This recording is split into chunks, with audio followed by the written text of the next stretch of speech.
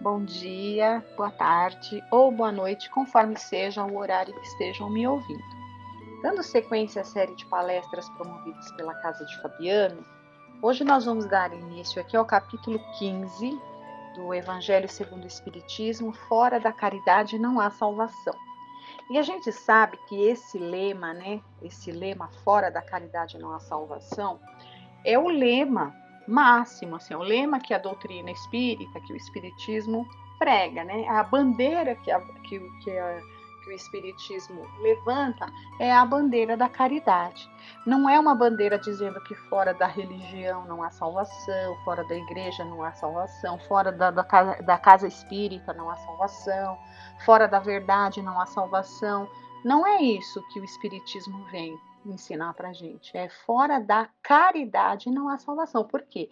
Porque a caridade é aquela bandeira, é o estandarte, né, como coloca aqui, que abarca a todos, indistintamente, inclusive até aqueles que se dizem ateus. Porque veja, né, o que seria aí a caridade em palavras curtas e a grosso modo? Caridade, sinônimo de amor, né, que a gente, se a gente for ali entender de uma maneira mais detalhada todas as facetas ali da caridade,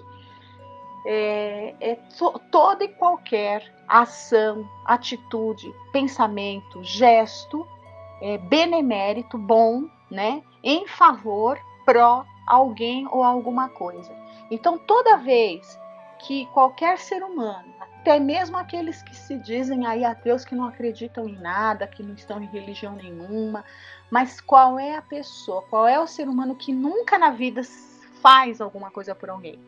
A gente faz alguma coisa por alguém, seja material, seja moral, seja um consolo, uma palavra, né? Por alguém, por alguma coisa. Então, cada atitude, cada gesto, cada palavra, cada sentimento bom, positivo, benemérito que a gente dispensa em favor de alguém ou de alguma coisa, estamos ali praticando a caridade. E à medida que a gente vai ampliando esse nosso leque, essa nossa capacidade de ir fazendo cada vez mais e mais bem, né, espalhando bem a quantos se apresentem ao nosso redor, mais a gente vai se aproximando de Deus, né? Mais a gente vai conseguindo aí essa nossa salvação, né? Porque estaremos sendo caridosos. Então a caridade, ela abrange a todos, né? Então esse é o lema da nossa doutrina, né? Fora da caridade não há salvação. E por que a gente faz esse casamento, né? De que a caridade é o sinônimo do amor? Ora, quem veio nos ensinar a lei do amor, né? A lei do amor, o amor está em toda a obra de Deus, né? Deus, o nosso Pai, o nosso Criador, dentro da, ele tem todas as virtudes, né? Em potências de perfeição. Então, o amor de Deus, é aquele amor infinito. Eu não tenho nem palavras, né, para estar definindo, mas quando a gente pega lá no Livro dos Espíritos, que tem ali uma definição com palavras que a nossa compreensão, né, tem, que os espíritos superiores nos deram ali, das potencialidades de Deus, a gente tem uma ideia. Então, se a gente for pensar em amor, né, a gente tem a capacidade de amar. Jesus é aquele que compreende essa potencialidade do amor de Deus de uma maneira que nós não. Então ele vem ali, ele é a interface de Deus conosco para que a gente possa compreender um pouco, e veio exemplificar, né, a lei do amor. Mas o amor, como todas as outras vertentes dele, em potência máxima, ali provém de Deus, né? E aí Jesus vem tentar trazer essa coisa máxima e inatingível para a nossa condição. Ele vem tentar trazer para a nossa compreensão, fazendo o quê? Vivenciando, exemplificando, né? E trouxe para a gente essa verdade. Então, chegados nos tempos certo ali, ele nos promete que quando ele fosse, ele iria mandar um outro, né? Um outro consolador para que ficasse eternamente convosco. Então, olha, então eu estou fazendo toda essa introdução porque pela data de hoje, né? Eu estou gravando esse áudio hoje, então vamos falar essa semana, né? Essa semana, dia 18 de abril, a gente comemora aí, né? Quando foi editado essa obra que veio realmente essa obra que veio dar cumprimento à promessa do Cristo, que foi a edição lá em 1857, né, do Livro dos Espíritos. Então, quando esse livro foi publicado, foi uma revolução, né? Uma revolução espiritual na face do planeta Terra. Por quê? Porque se cumpria a promessa de Jesus. Qual promessa? Eu vou ler aqui, ó, ela tá registrada em João, olha. Se me amais, guardai os meus mandamentos, e eu rogarei ao Pai, e ele vos dará outro consolador, para que fique eternamente convosco. O Espírito da Verdade, a quem o mundo não pode receber, porque não vê nem o conhece. Mas vós o conhecereis, porque ele ficará convosco e estará entre vós. Mas o Consolador, que é o Espírito Santo, a quem o Pai enviará em meu nome, vos ensinará todas as coisas e vos fará lembrar de tudo o que vos tenho dito, né? Então, olha, e vos fará lembrar de tudo o que vos tenho dito. E também vai ensinar todas as coisas, ou seja, vai ensinar coisas que naquele momento Jesus não pôde, né? Que ele não sabia, tá? Ele não pôde. Por quê? Tem um ditado que fala assim, não se dá, Deus não dá asas à cobra, né? Então não se lança pérolas aos porcos também. Ou seja, a gente não vai ficar gastando ficha, você não vai chegar com uma criança do pré-primário, da educação infantil, e vai ensinar, dar aulas de filosofia profunda para ela. Ela não vai entender. Então, naquele momento em que Jesus estava aqui, ele não tinha a possibilidade de falar tudo que ele tinha para falar, porque seria queimar, se as coisas que a gente já tinha condição de entendimento, fizemos o que fizemos com ele, imagine as coisas que a nossa capacidade de compreensão ainda não havia atingido, a nossa maturidade espiritual ainda não estava desenvolvida. Então, obviamente, que ele nem ia ficar gastando o tempo dele para ficar falando de coisas mais avançadas, se nem o básico ainda a gente, né? A gente estava ainda ali preparado para o básico. Então, vamos dizer que na época que ele veio, ele ensinou tudo, o básico todo, né? Agora, aprofundar nesses conteúdos básicos, né? O aprofundamento dessas coisas viria no tempo certo, e ele faz essa promessa. E ali, na época de Kardec, quando esse livro maravilhoso foi publicado, lá em 18 de abril de 1857, quando vem à luz o Livro dos Espíritos, explicando todas as coisas, relembrando tudo aquilo que Jesus falou e que nós, né, esquecemos, que foi mal interpretado aí pelas religiões, pelos homens, pela humanidade ao longo dos séculos, né? Relembrando, esclarecendo, tirando o véu, falando outras tantas coisas que naquele momento que Cristo estava, que ele não pôde falar. Então, nesse momento, que essa luz, essa luz nova se acende para nós, a gente percebe claramente que a promessa do Cristo havia se concretizado. Então, a gente não pode deixar nesta semana, nesses dias, de estar relembrando, né, da promessa do Cristo que foi concretizado um novo ciclo para a história da humanidade estava se abrindo ali a partir do dia 18 de abril de 1857, com a publicação do Livro dos Espíritos, né? Hoje nós já estamos aí, quantos anos que se passaram, né? Depois dessa publicação, e nós estamos bem no rumo do mundo de regeneração, ou seja, as promessas do Cristo vêm se concretizando a cada dia, né? E feita esse link, né, da promessa do Cristo com a chegada do Consolador, a gente volta, né? E a gente volta aqui no capítulo que fala que fora da caridade não há salvação. Por quê? Porque a caridade é justamente a bandeira que o Cristo levantou e a bandeira que o Espiritismo continua levantando e levantará sempre, né? Então, fora da caridade não há salvação. Por quê? Porque toda a moral, olha aqui, ó, texto tirado do Evangelho segundo o Espiritismo, toda a moral de Jesus se resume na caridade e na humildade, ou seja, nas duas virtudes contrárias ao egoísmo e ao orgulho. Em todos os seus ensinamentos, mostra essas virtudes como sendo o caminho da felicidade eterna.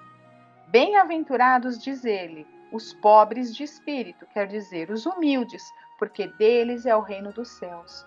Bem-aventurados os que têm o coração puro, bem-aventurados os mansos e pacíficos, bem-aventurados os misericordiosos.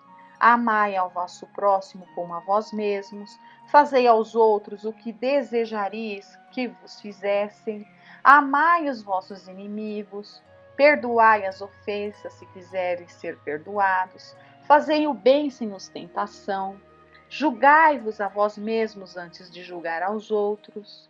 Então, olha, todos esses ensinamentos são o resumo da caridade praticada, bem praticada, né?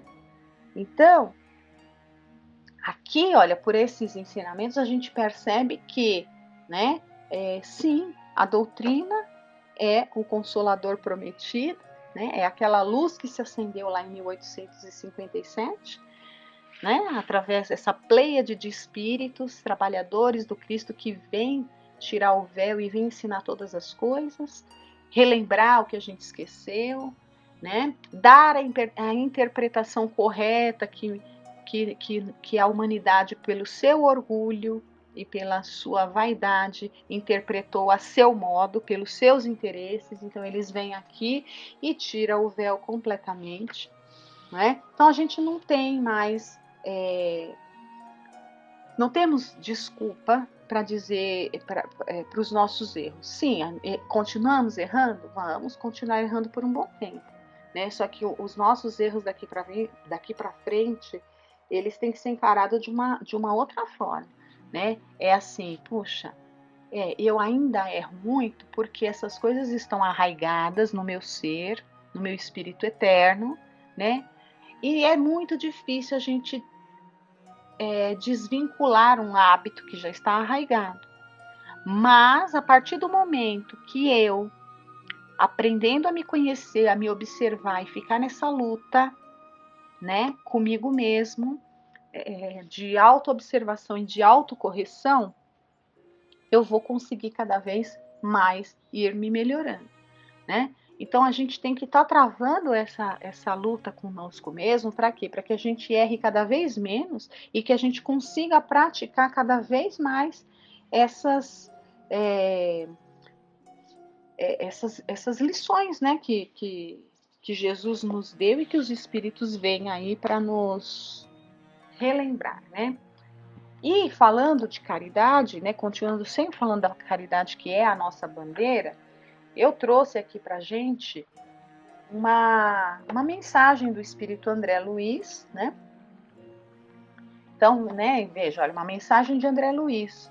Então, aqui, olha, um espírito, né, que vem trazer essas mensagens maravilhosas que nos impulsionam para nos melhorar e para que a gente consiga realmente ter reflexões ali que nos conduzam a uma mudança íntima mais positiva, né? Graças ao Consolador, né? Graças a essas verdades, essas luzes que se acenderam para nós ali em 18 de abril de 1857. Então vem o Espírito André Luiz nos ensinar um pouco mais sobre caridade nesse texto aqui, olha. Acredita você que só a caridade pode salvar o mundo? Entretanto, não se demore na posição de comentarista. Né? Então, vamos entender aqui, né? Porque não basta ficar falando, né? A gente tem que... Vamos continuar a leitura para ver aonde ela vai nos conduzir, né?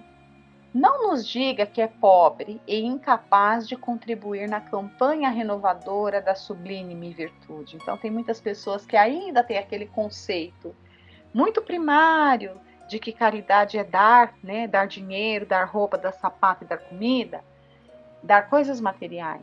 Então vem um consolador, tira o véu, ensina, complementa esse ensino e fala, não, você pode dar o seu sentimento, você pode dar a sua prece, você pode dar um trabalho voluntário, você pode dar a sua hora, né? Você pode dar as suas mãos, você pode dar um talento seu, uma coisa que você sabe fazer.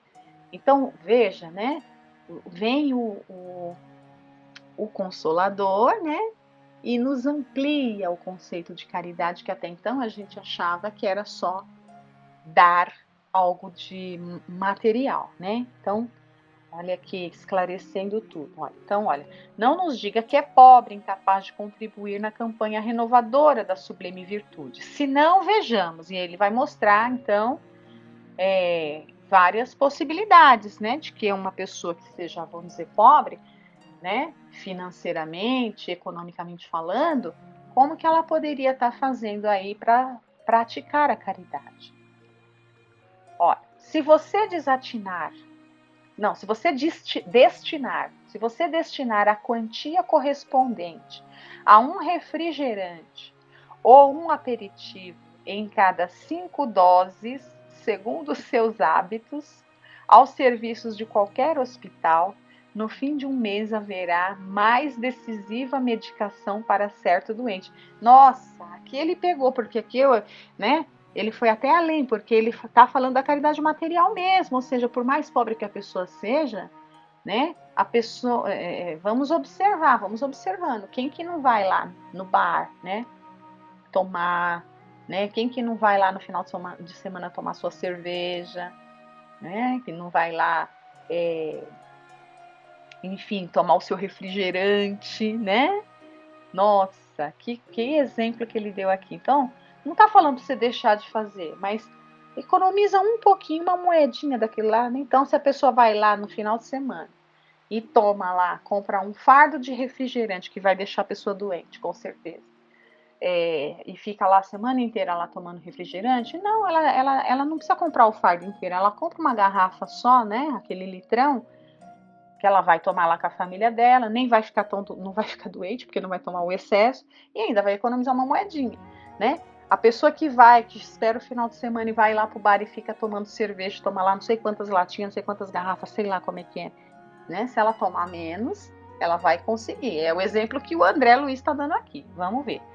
Se você renunciar ao cinema de uma vez em cada 5, olha, endereçando o dinheiro respectivo a uma creche, ao término de 2 ou 3 semanas, a instituição contará com mais leite em favor das crianças necessitadas. Veja que ele não está dizendo para você, não vá no cinema. Ele está falando que de cada 5 vezes você vai 4, né? Olha só. Se você suprimir um maço de cigarros, esse livro é antigo, né? Acho que os hábitos as coisas eram mais comuns. Se você suprimir um maço de cigarros em cada 5 de seu uso particular, dedicando o fruto dessa renúncia a uma casa erguida para os irmãos distanciados de conforto doméstico, em breve tempo o agasalho devido a ele será mais rico e com certeza sua saúde vai agradecer também, né? Se você economizar as peças do vestuário, guardando a importância equivalente a uma delas em cada 5 para o socorro ao próximo menos feliz, no fim de um ano disporá você mesmo de recursos suficientes para vestir alguém que a nudez ameaça. E a gente é só comprando roupa que fica lá guardada no armário, e muitas vezes a gente nem usa, né? Roupa, sapato, enfim. Não espere pela bondade dos outros. Lembre-se daquela que você mesmo pode fazer. É possível que você nos responda que o supérfluo é seu próprio suor. que não nos cabe opinar em seu caminho e que o copo e o filme, o fumo e a moda são movimentados à sua custa. Você naturalmente está certo na afirmativa e não seremos nós quem lhe contestará semelhante direito. A vontade é sagrado atributo do Espírito, dádiva de Deus a nós outros, para que decidamos por nós quanto à direção do próprio destino. Todavia, nosso lembrete é apenas uma sugestão aos companheiros que acreditam na força da caridade e só ganhará realmente algum valor se houver algum laço entre a caridade e você. Que profunda lição essa do André Luiz, né? Que aqui ele está dando aquela, né? Ele está dizendo para aqueles que falam, olha, da caridade material, hein? Ele está falando aqui só da caridade material. Para aquelas pessoas que falam que não tem condições, ele deu ali vários exemplos de situações em que a pessoa teria sim condições de fazer alguma ajuda bem significativa, ela não ia precisar nem se privar de nada. Bastaria ela conter um pouquinho algumas coisas, né? Ele não propõe aqui que deixe de ir no cinema, deixe de beber, deixe de fumar, que seria uma ótima, deixar de beber e deixar de fumar, né? Mas ele não está propondo isso, ele está dizendo, diminui, né? Aquele excesso que se faz, destina. Então veja, né? Ele não está nem falando de uma boa ação, de uma boa palavra, de um bom pensamento, de um bom conselho, de um trabalho voluntário de horas de dedicação, né? Que esses aí não tem nem o que discutir. Então, que nesse dia, né? Que nesses dias a gente se lembre sempre que dessa bandeira, né? Da bandeira da importância dessa luz que se acendeu para nós aí a 18 de abril de 1857, que é a chegada do Consolador, né? O Consolador prometido, que é a nossa querida filosofia, ciência, né? Uma ciência de fundo filosófico e também de caráter religioso que chega a nós e que nos fala com claridade, né? Que nos convida e nos explica sem nenhum tipo de dúvida ali, né, sobre a caridade. Por isso é o lema do Consolador, fora da caridade não há salvação, ou seja, sem o amor nós não conseguiremos, né? O amor que Jesus veio para nos ensinar. Sem o amor, sem a caridade, nós não vamos conseguir nos aproximar de Deus, né? Na verdade, um dia todos iremos, mas quanto mais a gente demorar praticando a caridade, praticando o amor, mais tempo a gente vai ficar aí perdido e sofrendo. Bom, que agradeço a todos, tenham uma boa semana e que a gente possa estar refletindo aí sobre essas palavras. Obrigada.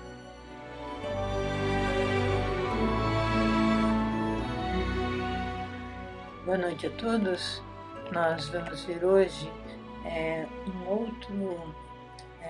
outra mensagem do livro Céu e Inferno, da parte 2 do livro, cujo título é Exemplos, e essa mensagem está no capítulo 8, cujo título é Expiações Terrestres. Então hoje veremos sobre Marcel, um espírito que reencarnou com grave doença em que ele apresentava o corpo todo contorcido desde o nascimento e ainda apresentava feridas pelo corpo e sofria muito. Vivia num hospital e a família pouco o visitava. Certo médico se afeiçoou ao garoto, pois, apesar das dores, o menino se mostrava muito inteligente e cuidadoso, se preocupava com as outras pessoas e o médico então lia livros para ele. E esse médico, analisando que esse menino já nasceu com essas deformidades e com tanta preocupação com o bem-estar dos outros internos que com ele viviam, apesar dos seus familiares não aparentarem tanta preocupação com o menino, onde ele teria aprendido tudo isso? A gentileza, a preocupação com os outros, apesar de suas terríveis dores. O médico pensou então que somente a reencarnação responderia a essa pergunta. Depois que desencarnou, ele o menino, se manifesta na Sociedade de Paris e conta sobre como viveu em outras encarnações que geraram suas provas. Embora essa encarnação não seja de prova ou expiação, mas sim de ser exemplo para nós que tudo podemos suportar e vencer as dificuldades, pois Deus nos dá força. Então agora eu vou ler o texto. O título é Marcel, o menino do número 4. Havia num hospital de província um menino de 8 a 10 anos cujo estado era difícil precisar. Designavam-no pelo número 4, totalmente contorcido, já pela sua deformidade inata, já pela doença, as pernas se lhe torciam roçando pelo pescoço, num tal estado de magreza que eram peles sobre ossos, o corpo uma chaga, os sofrimentos atrozes. Era oriundo de uma família israelita. A moléstia dominava aquele organismo já de 8 longos anos e, no entanto, demonstrava o enfermo uma inteligência notável, além de candura, paciência e resignação edificantes. O médico que o assistia, cheio de compaixão pelo pobre um tanto abandonado, visto que seus parentes pouco o visitavam, tomou por ele certo interesse e achava-lhe um quê de atraente na precocidade intelectual. Assim, não só o tratava com bondade, como lia-lhe quando as ocupações lhe permitiam, admirando-se do seu critério na apreciação das coisas, a seu ver superiores ao discernimento da sua idade. Um dia o menino disse-lhe: Doutor, tenha a bondade de me dar ainda uma vez aquelas pílulas ultimamente receitadas? Para quê? O médico perguntou. Se já te ministrei o suficiente e maior quantia pode fazer-te mal. E o menino responde: é que eu sofro tanto que dificilmente posso orar a Deus para que me dê forças, pois não quero incomodar os outros enfermos que aí estão. Essas pílulas fazem-me dormir e ao menos quando durmo a ninguém incomodo. Aqui está quanto basta para demonstrar a grandeza dessa alma encerrada num corpo informe. Onde teria ido essa criança aurir tais sentimentos? Certo não foi no meio em que se educou. Além disso, na idade em que principiou a sofrer, não possuía sequer o raciocínio. Tais sentimentos eram-lhe inatos, mas então por que se via condenado ao sofrimento, admitindo-se que Deus houvesse concomitantemente criado uma alma assim tão nobre e aquele mísero corpo instrumento dos suplícios? É preciso negar a bondade de Deus ou admitir a anterioridade de causa, isto é, a pré-existência da alma e a pluralidade das existências.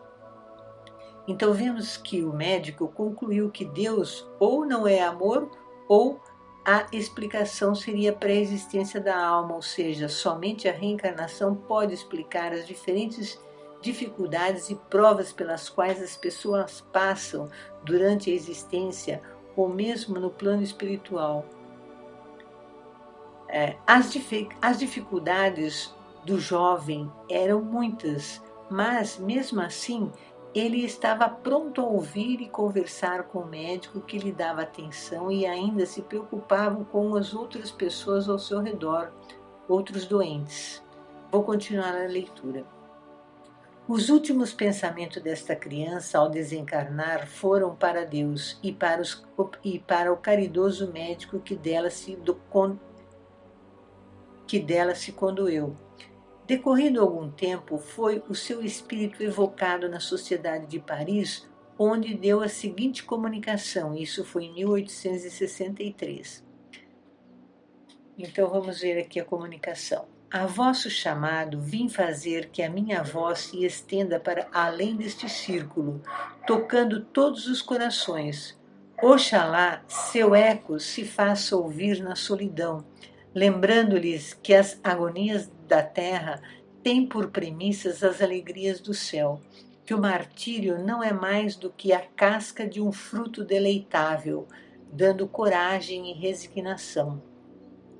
Essa voz lhes dirá que, sobre o catre da miséria, estão os enviados do Senhor, cuja missão consiste na exemplificação de que não há dor insuperável, desde que tenhamos o auxílio do Onipotente e dos seus bons espíritos. Essa voz lhes fará ouvir lamentações de mistura com preces, para que lhes compreendam a harmonia piedosa, bem diferente da de coros de lamentação mescladas com blasfêmias. Então vemos nesta fala desse espírito que as pessoas que apresentam grandes dificuldades físicas pode ser alguém que está nos dando exemplo para aprendermos a vivenciar os sofrimentos quando ocorrerem, sem se revoltar e aceitar a situação por amor a Deus. Espíritos assim encarnam para aceitarmos as nossas provas, mostrar que é possível vencer as dificuldades, que sejam elas quais forem. Então, o Espírito diz: um dos vossos bons espíritos, grande apóstolo do Espiritismo, cedeu-me o seu lugar por esta noite. Então, o Espírito, estava declarando que ele estava se manifestando através do médium, que um grande apóstolo costumava se manifestar. Então, esse espírito, o espírito, aliás, que fora essa criança, nesta fase está informando que, nesta frase está informando que Santo Agostinho, que costumava se manifestar por meio de determinado médium, cedeu lugar a esse espírito com o nome de Marcel. O espírito que fora Marcel na última encarnação continua escrevendo: por minha vez, também me compete dizer algo sobre o progresso da vossa doutrina, que deve auxiliar em sua missão os que entre vós encarnam para aprender a sofrer. O Espiritismo será a pedra de toque, os padecentes terão o exemplo e a palavra, e então as imprecações se transformarão em gritos de alegria e lágrimas de contentamento.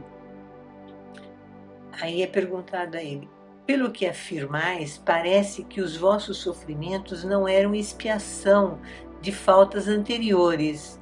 E ele responde: não seriam uma expiação direta, mas asseguro-vos que todo sofrimento tem uma causa justa. Aquele a quem conhecestes tão mísero foi belo, grande, rico e adulado. Eu tivera turiferários e cortesãos, fora fútil e orgulhoso. Anteriormente fui bem culpado, reneguei Deus, prejudiquei meu semelhante, mas expiei cruelmente, primeiro no mundo espiritual e depois na terra. Os meus sofrimentos, de alguns anos apenas, nesta última encarnação, suportei-os eu anteriormente por toda uma existência que raiou pela extrema velhice. Por meu arrependimento, reconquistei a graça do Senhor, o qual me confiou muitas missões, inclusive a última, que bem conheceis, e fui eu quem as solicitou para terminar a minha depuração. Adeus, amigos, tornarei algumas vezes.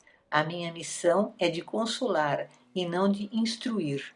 Há, porém, aqui muitas pessoas cujas feridas jazem ocultas, e essas terão prazer com a minha presença. Marcel. Instruções do Guia do Médium. Eu vou ler agora, então, o que o Guia do Médium diz. Pobrezinho sofredor, definhado, ulceroso e disforme, Neste asilo de misérias e lágrimas, quantos gemidos exalados! E como era resignado! E como a sua alma lobrigava já então o eterno dos sofrimentos, apesar da tenra idade!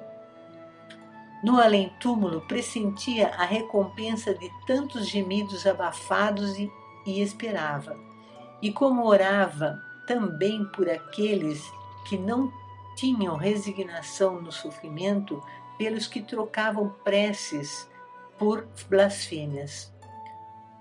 Foi-lhe lenta a agonia, mas terrível não lhe foi a hora do trespasse. Certo, os membros convulsos contorciam-se, oferecendo aos assistentes o espetáculo de um corpo disforme a revoltar-se contra a morte.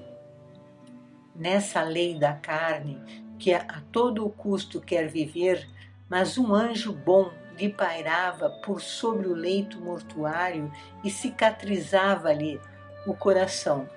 Depois, esse anjo arrebatou nas asas brancas essa alma tão bela a escapar-se de tão horripilante corpo.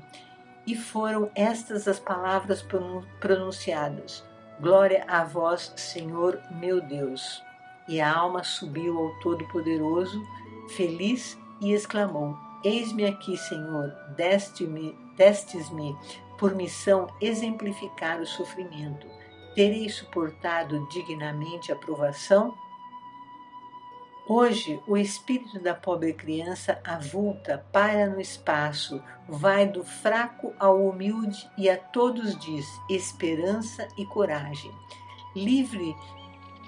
Livre de todas as impurezas da matéria, ele aí está junto de vós a falar-vos, a dizer-vos expiações terrestres, não mais com essa voz fraca e lastimosa, porém agora firme. Abre aspas.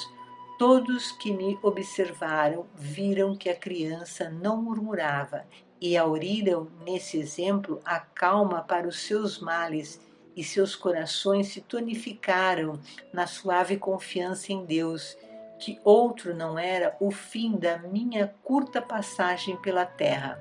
Fecha aspas. Santo Agostinho. Então, esse espírito reencarna e sua mensagem na Sociedade de Paris está registrado no livro O Céu e o Inferno para nos ensinar a passar pelas provas, por mais difíceis que elas possam ser, sem jamais deixar de ter esperanças, pois tudo passa. Com a fé e a confiança em Deus, tudo tem um motivo, uma solução e um tempo de fortalecimento. Cada um de nós temos ou teremos nossas provas difíceis, mas aquele que está ligado a Deus consegue se colocar acima das dificuldades e vencer os sofrimentos com fé e esperança. E a esperança. Este espírito declara que foi muito orgulhoso e altivo e então criou muitas provas para ele mesmo.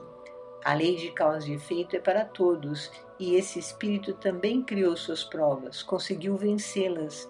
Teve uma encarnação com doença semelhante à última em que sofreu até a velhice. E agora, nesta última encarnação, ele renasce para exemplificar a importância da fé em Deus e vivenciar as leis divinas. Nosso planeta parece ser tão avançado em conhecimentos e cada vez mais se amplia o saber em todas as áreas do conhecimento. Porém, este não é um planeta dos mais evoluídos que existe no universo. Pelo contrário, é um planeta em que temos muito a aprender para nos transformarmos em um homem de bem. O homem de bem se liga a Deus através dos seus pensamentos, objetivos e sua manifestação amorosa e a sua manifestação amorosa em tudo que faz. É verdade que tudo evolui, o nosso planeta já é mais evoluído do que em outros tempos, em outros períodos. Já avançou bastante.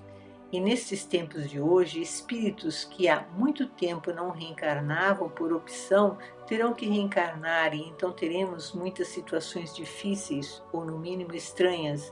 São espíritos que trazem ideias do seu tempo.